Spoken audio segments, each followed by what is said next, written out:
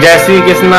तो आज हम बात करने वाले एक ऐसे विषय पर, एक ऐसे ग्रंथ पर, ऐसे महाग्रंथ पर जिसका ज्ञान वर्तमान समय में हम सब के लिए बहुत ही अत्यंत आवश्यक है, और उस महाग्रंथ का नाम है महाभारत। तो आज हम बात करते हैं महाभारत के पहले भाग की। ये बात उस समय की है जब हस्तिनापुर के जो राजा थे उनका नाम था महाराज भरत, और उनके पिताजी का नाम था महाराज दुष्यंत, और माता का नाम था महारानी शकुंतला।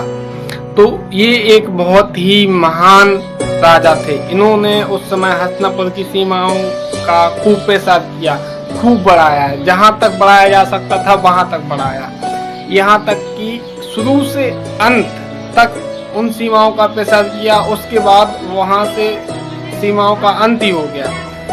उस समय उन्होंने खूब नाम कमाया, खूब महानता हासिल की, और फिर उसके बाद महाराज भरत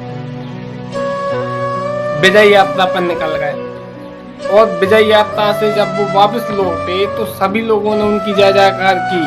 सभी जनता प्रजा कह रही थी महाराज सम्राट चक्रवर्ती महाराजा भरत की जय, भरत की जय। और उसी समय जो देश उसका नाम आर्यवर्त था, उसका नाम महाराज भरत के नाम पर भारतवर्ष रखा गया था। तो भारतवर्ष जो नाम था महाराज भरत के नाम पर पड़ा था। अब सब लोग बहुत ही प्रसन्न थे, लेकिन कहीं न कहीं जो महाराज थे उनके माथे पर चिंता की थोड़ी सी लकीरें दिख रही थी। इसका कारण क्या था, इसका कारण आगे पता चलेगा। तो अब समय था कि महाराज भरत जी के लिए एक नया राजा चुनना था, तो इसी को लेकर वे बहुत चिंतित थे।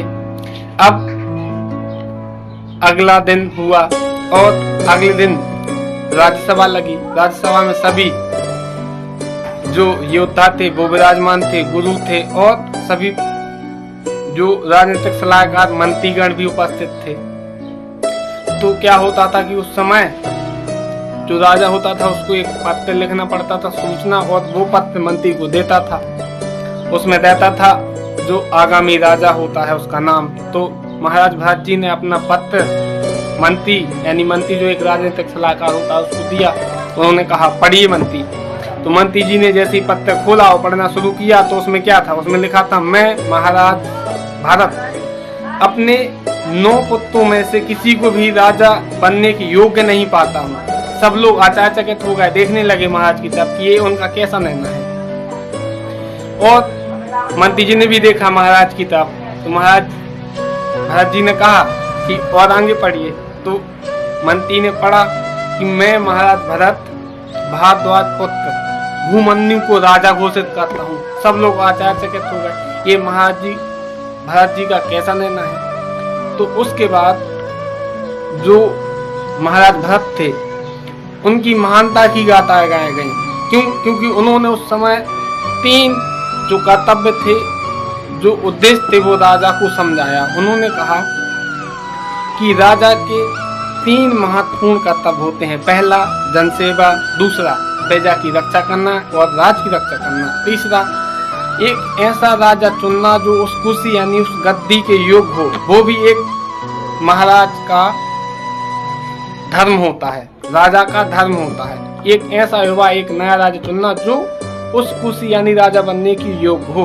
तो मैं महाराज भरत वंशावली को आगे ना बढ़ाकर योग्यता को आगे बढ़ाता हूँ कि मैं अपने ही वंशज को राजा नहीं बनाता, जो व्यक्ति योग्य है उसको राजा चुनता हूँ, और वो है भारद्वाज पुत्र भूमन्यु। वो भी मेरी प्रजा में से एक ही है और मेरे पुत्र समान है। तो इसी वजह से जो महाराज थे भरत जी को महान कहा जाता है। यहीं से जो भारत की राजनीति है उसकी शुरुआत होती है, और वो क्या था, लोकतंत्र। यानी लोकतंत्र मतलब क्या कहलाता है, लोक मतलब जनता, और जनता के तंत्र की शुरुआत थी वो महाराज भरत के ही काल से हुई थी।